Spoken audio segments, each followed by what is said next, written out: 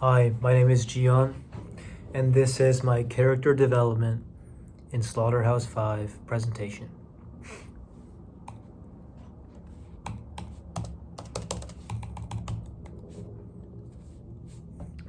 Character development in literature is the process of giving a character a personality depth and motivations that propel them forward in the story.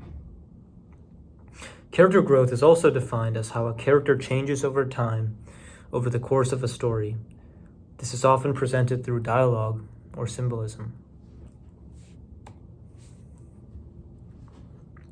Billy Pilgrim is the main character of Slaughterhouse 5, which is a book which is narrated by Kurt Vonnegut, who is a war veteran. And it first starts off as a first-person story of Kurt trying to rediscover his memories of World War II and the bombing of Dresden, and then switches to Billy Pilgrim in a third-person mode and kind of goes through his life as he witnesses terrible, terrible things, such as a lot of people dying.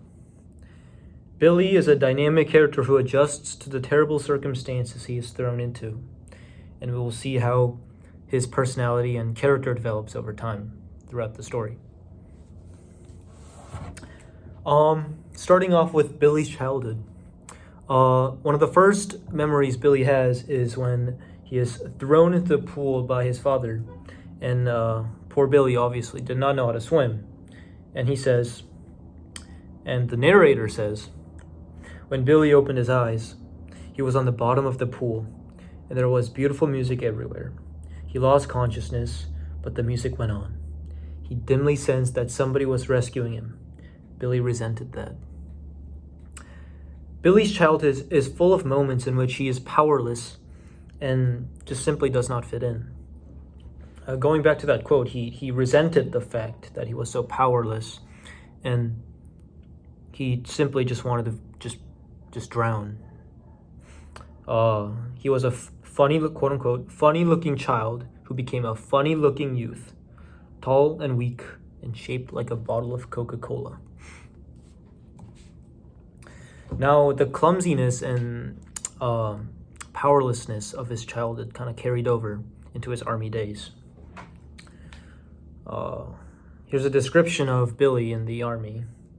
Last came Billy Pilgrim, empty-handed, bleakly ready for death. Billy was preposterous, 6 feet 3 inches tall, with a chest and shoulders like a box of kitchen matches. He had no helmet, no overcoat, no weapon, and no boots. A soldier without military-issued gear.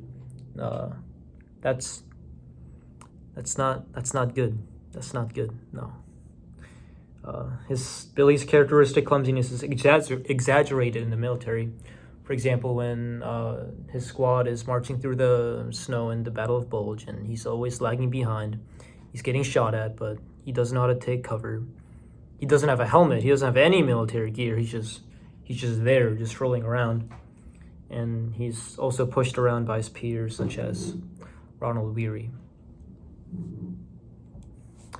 Now, Billy's contact with the extraterrestrial Tralfamadorians is the turning point of his character development.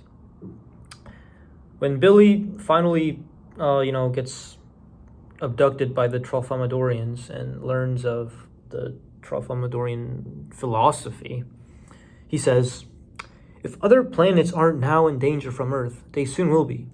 So tell me the secret, so I can take it back to Earth and save us all.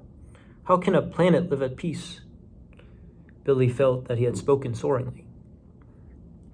At this moment, Billy is filled with heroism.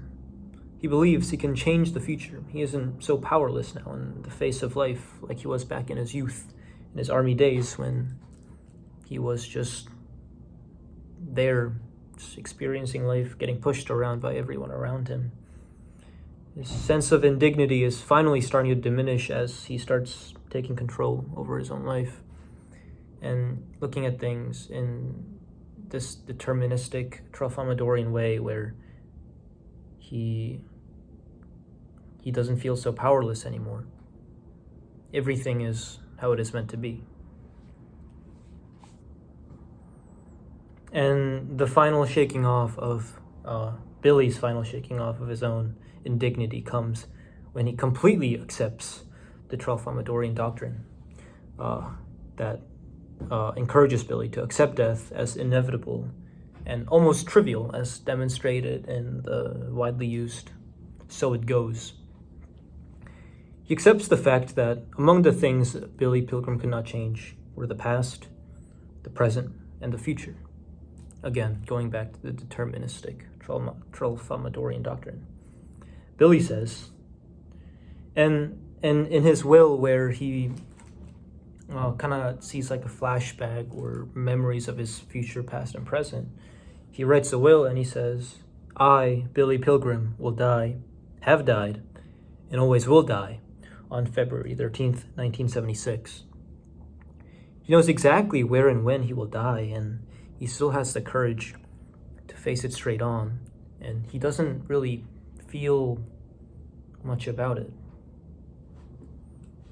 His acceptance of death and the unique Tralfamadorian philosophy changes him throughout the story from a weak person who gets pushed around, is not in control of his life,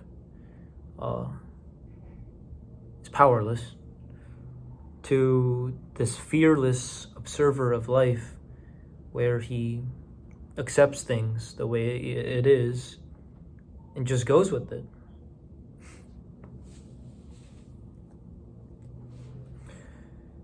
Billy Pilgrim in conclusion, Billy Pilgrim starts off as a weakling who gets pushed around wherever he goes. And this is reflected in his childhood and his army days, where he is either a helpless child or detriment to his entire squad and gets them captured. His first contact with the Tralfamadorians fill him with a sense of courage he's never felt before. He finally feels like his life is just not so bad. He can do something about it.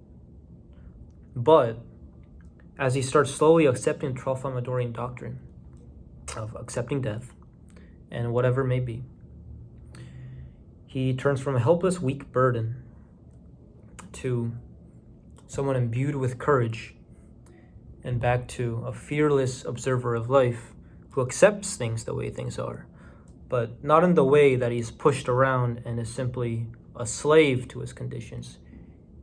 He's willingly accepting all the conditions in his life as necessary and ultimately good, and yes, good. Thank you for your attention. That was my book presentation on character development in Slaughterhouse 5. Bye-bye.